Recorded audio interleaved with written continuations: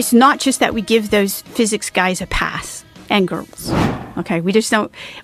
What they produce actually creates our world, right? The computers we look at and the technologies we use, even the structures we live in. And so this is what prompted me to go back into our historical record, and look at the writings of Plato again, and some of these people that you're talking about, like the great minds, right?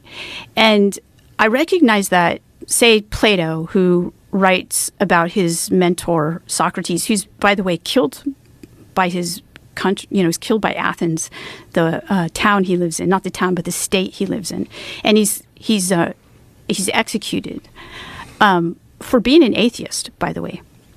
And if you look at what he's talking about, he's actually talking about this space. He's actually talking about having a vision of something that we can't see.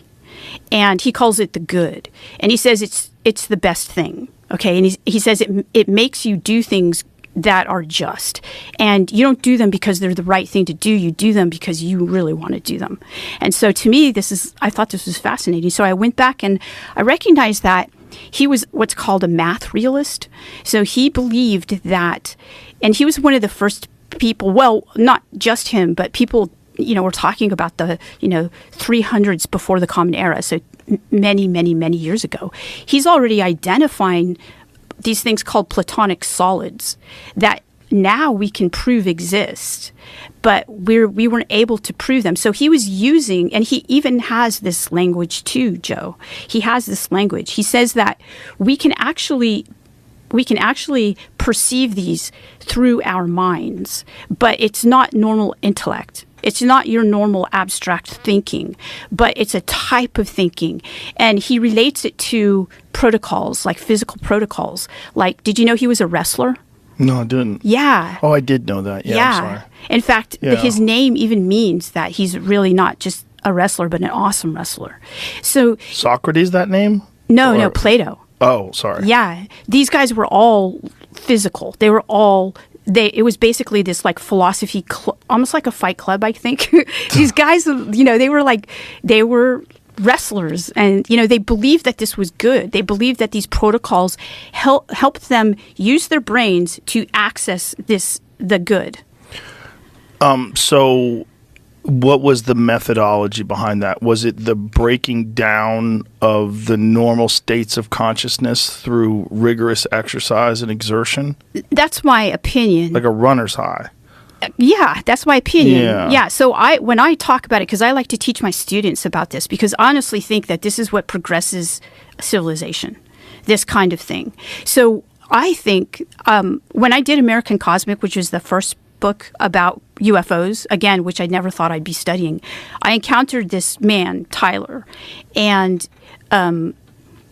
he works for the Space Force, and he's been working for the Space Force since the whole space shuttle program. Okay.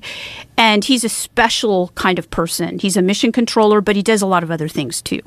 But he's also a multimillionaire space rocket scientist. I mean, just so strange.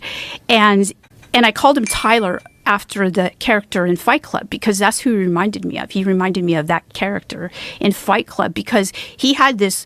First of all, he has more than 44 patents, and they're all related to space. And the Space Force has a special place for him, like he's special, right?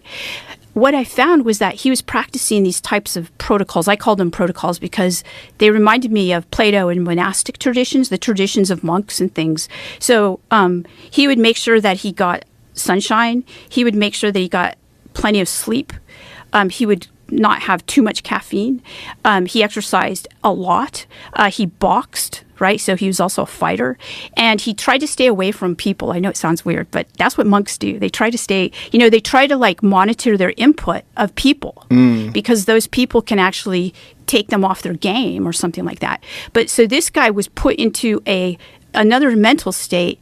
And during this mental state, he said that he could receive calculations, he could receive information, he could receive things, and then he could gather a group of scientists, and he wouldn't tell them where he came from, because he honestly thought they were coming from these things outside of space-time, kind of like ETs or some off-planet intelligences. Which Tesla also believed. And the people who started our own Space Force believed it. So this isn't common knowledge. That's what I found, is like a lot of people they don't know this history of the American Space Force and the Russian Space Force. Very much the same. These people were doing these things. And this allowed them, you see this in sports, right? So I was just using this example in a class yesterday. I saw this basketball game 2 or 3 years ago with Steph Curry.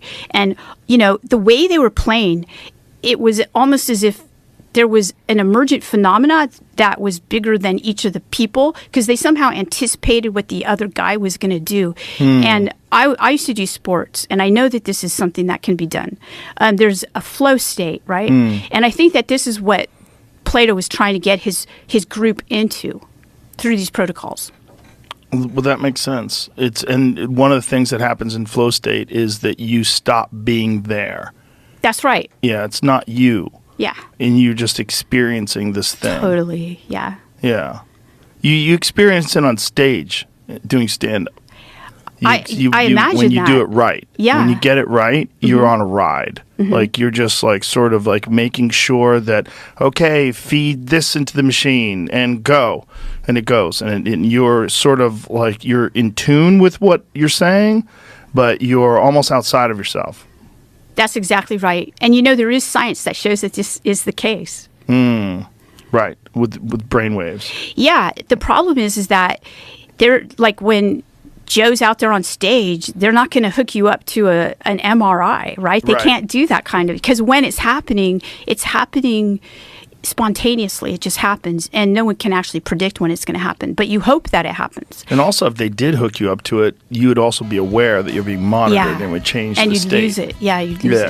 With your feet on the air, your head on the ground. Try